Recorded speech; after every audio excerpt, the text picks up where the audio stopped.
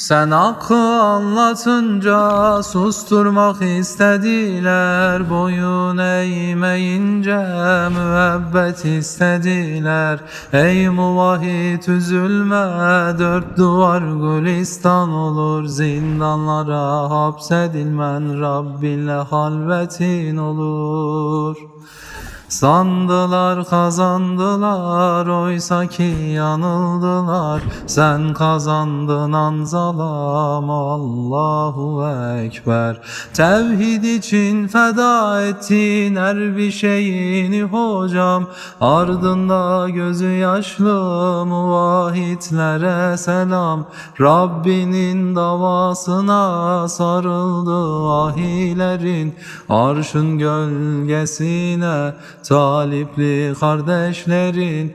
Rabbinin davasına sarıldı ahilerin, arşın gölgesine talipli kardeşlerin. Özlemini duyduğun yarınlar bizi bekler, Rahman'ın merhameti umudumuz anzalam. Dünyaya meyletmedin, en güzele göz diktin, Firdevsler senin olsun ey yürekli anzalam. Dünyaya meyletmedin, en güzele göz diktin, Firdevsler senin olsun ey yürekli hanzalam. Küfrün karanlığına çağırdılar bizleri, vahyin aydınlığını gösterdin sen bizlere.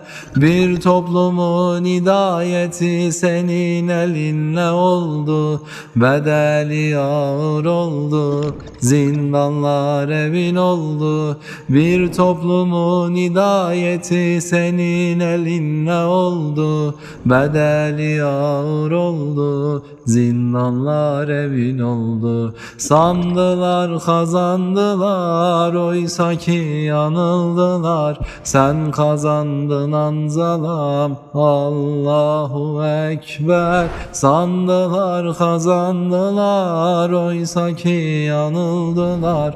Sen kazandın anzalam, Allahu Ekber.